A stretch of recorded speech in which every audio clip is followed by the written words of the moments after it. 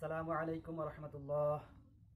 আজকে আমি গিবাত সম্পর্কে আলোচনা করব। গিবাত সম্পর্কে আল্লাহ তাআলা কুরআনে কারিমের ভিতরে বলছেন, হে মুমিনগণ, তোমরা অধিক অনুমান থেকে দূরে থাকো। নিশ্চয় কোনো কোনো অনুমান তো পাপ। আর তোমরা গোপন বিষয় অনুসন্ধান করো না এবং একে অপরের গিবাত করো না। তোমাদের মধ্যে কি কেউ তার মৃত ভাইয়ের গোশত খেতে পছন্দ করে? তোমরা তো অপছন্দই করে থাকো। আর তোমরা আল্লাহকে ভয় করো। নিশ্চয়ই আল্লাহ তাআলা অধিক তওবা কবুলকারী, অসীম দয়ালু। আল্লাহ রাসূল সাল্লাল্লাহু আলাইহি ওয়াসাল্লাম বলেছেন, তোমরা ধারণা থেকে বেঁচে থাকো, কেননা ধারণা মিথ্যে কথার নামান্তর। বুখারী শরীফ 4066, মুসলিম শরীফ 2563। রাসূল সাল্লাল্লাহু আলাইহি ওয়াসাল্লাম বলেছেন, তোমাদের কারো আল্লাহর প্রতি সুধারণা পেশন ব্যতীত মৃত্যুবরণ করা উচিত নয়।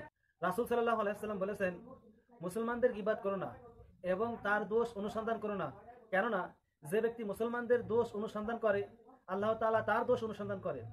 আল্লাহ যার দোষ অনুসন্ধান করেন তা নিজের গৃহে সে লাঞ্ছিত করে দেন। রাসূল সাল্লাল্লাহু আলাইহি ওয়াসাল্লাম একবার সাহাবীদেরকে জিজ্ঞাসা করলেন, তোমরা কি জানো গীবাত কি? সাহাবায়ে কেরাম বললেন, আল্লাহ ও তার রাসূল ভালো জানেন। গীবাত হলো তোমার ভাইয়ের এমন কথা বলা যা সে শুনলে অপছন্দ করবে। সহিহ মুসলিম হাদিস 2589। আবু হুরায়রা রাদিয়াল্লাহু তাআলা আনহু হতে বর্ণিত, নবী করিম সাল্লাল্লাহু আলাইহি ওয়াসাল্লাম বলেছেন, তুমি যদি তোমার ভাইয়ের ভিতরে থাকা এমন কথা বলো যা সত্য, তবে তা গীবাত। আর যদি মিথ্যা হয় তাহলে সেটা হবে অপবাদ। সাল্লাল্লাহু আলাইহি ওয়াসাল্লাম আরেক হাদিসে বলছেন, দরিদ্র সেই ব্যক্তি যার কাছে নামাজ, রোজা, হজ, যাকাত থাকবে, কিন্তু সে গীবাত ও অপবাদ কারো হক নষ্ট করেছে, তাই তার কারণে নেক আমল নিয়ে যাওয়া হবে এবং তার গুনাহ তার উপর চাপিয়ে দেওয়া হবে। সহিহ মুসলিম শরীফের হাদিস। এছাড়া আমরা একটি প্রসিদ্ধ ঘটনা জানি।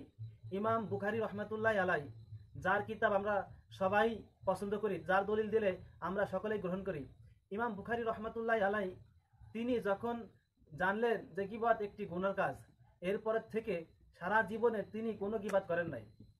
এজন্য গীবাত অনেক বড় পাপ। আপনি গীবাত শুনতেছেন, আপনার কাছে অন্য ব্যক্তির গীবাত বলা হচ্ছে, তাও একটি পাপ। এই জন্য আল্লাহ তাআলা আমাদেরকে এই পাপ কাজ থেকে হেফাজত করুন, আমিন।